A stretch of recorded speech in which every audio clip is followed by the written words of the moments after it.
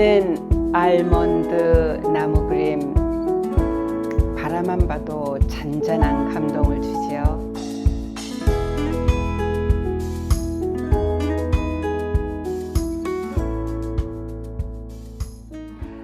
반평생 정신질환을 앓았고 보통 사람들이 누리는 평범한 행복을 못 누렸던 빈센트 반 고흐의 그림입니다. 잘 아시다시피 빈센트 반 고흐는 살아생전 딱 그림 한 점을 팔았습니다. 어떻게 보면 굉장히 슬픈 삶이었는데 빈센트 반 고흐가 행복했던 순간이 이 그림에서 나타납니다. 근데 이 그림을 그렸을 때 빈센트 반 고흐는 정신병원에서 요양 중이었어요. 근데 그때 동생이 이제 연락을 주었는데 그 동생 빈센트 반 고흐의 평생의 정말 협력자, 조력자였었는데 아들이 태어났는데 그 아들의 이름을 빈센트 반 고흐라고 했다라고 이야기를 합니다. 빈센트 반 고흐는 가서 그 조카를 볼 수도 없었죠. 그래서 조카의 탄생을 축하하면서 선물로 이 그림을 그렸습니다. 겨울을 이기고 꽃을 피운 아몬드 나무, 아몬드 나무의 의미는 생명, 부활 그런 뜻입니다. 그 정원에서 꽃 피운 아몬드 나무를 보고 그리면서 반 고흐의 삶은 밝아지고 또 삶이 확장이 되는 것이 그림 속에서 나타납니다. 혹시 길을 걷다가 마주친 들풀이나 풍경의 아름다움에 걸음을 멈추어 서보신 적이 있을 거예요. 그리고 또 지는 석양 속에서 가슴이 뭉클한 순간이 있었을 것입니다.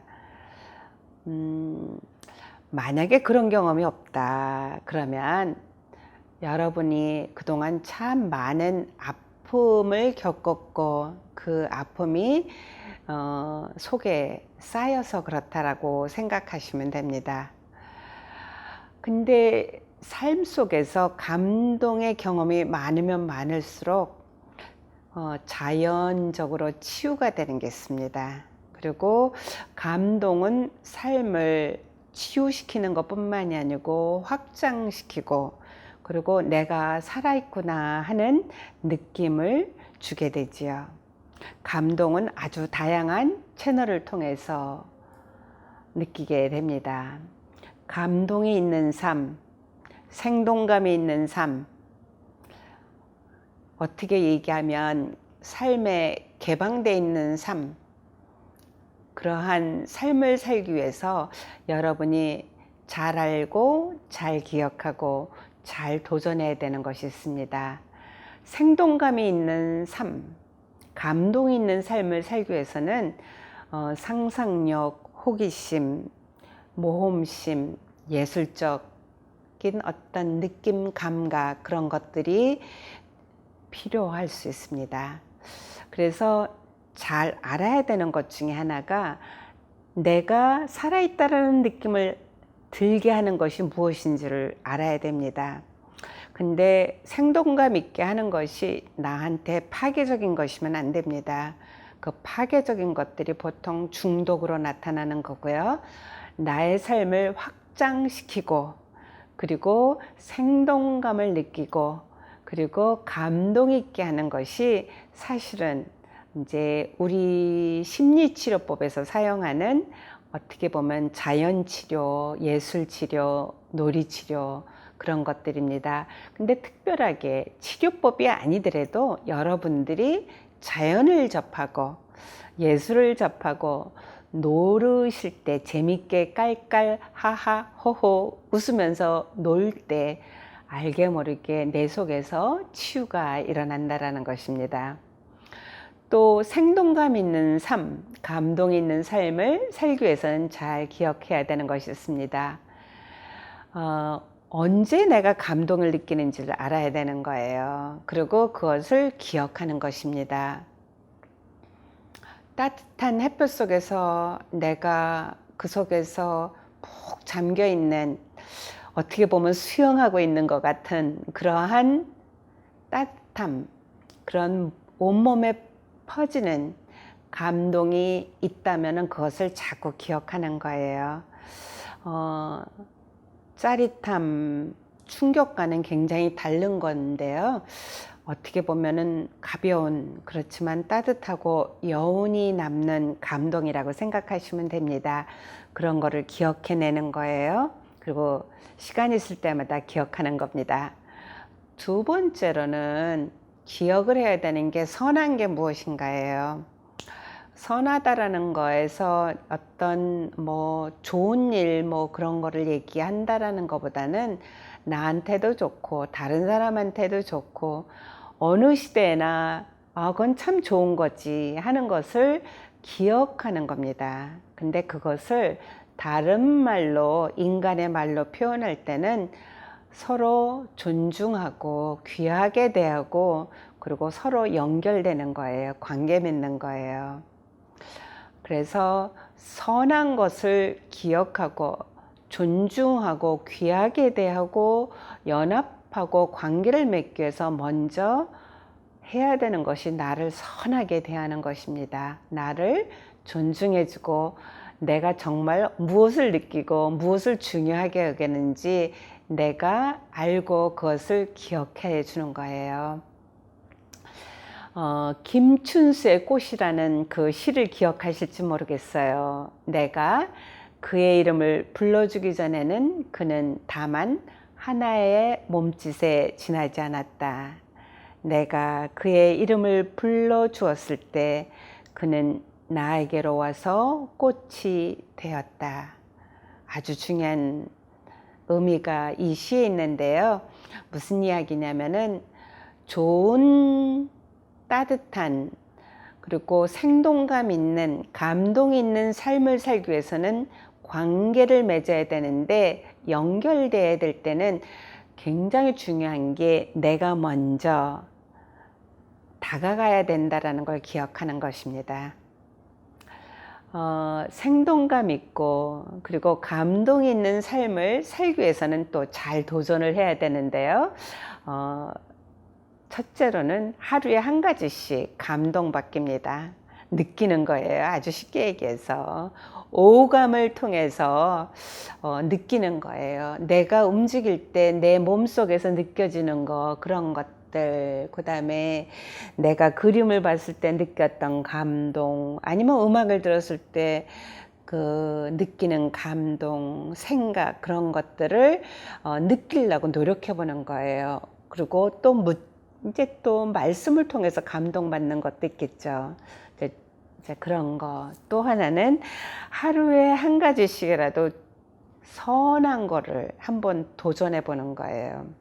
선하게 생각해 보고 긍정적으로 생각해 보고 긍정적으로 행동해 보고 특별히 나한테, 내 자신한테 내가 못났다, 그게 아니고 여지껏 참 잘 살아왔다, 수고했다, 그래 이 나이에 이 정도면은 정말 잘한 거야, 용감했지, 그런 식으로 생각해주고, 그리고 행동하는 나에게 스스로 차를 대접한다든가 그런 거 같은 거요.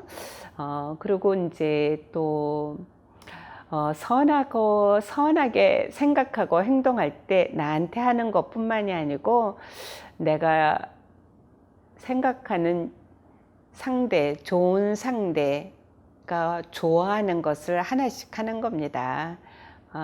그리고 거기에는 이제 숨도 잘 쉬고 내 몸이랑 연결되는 거죠.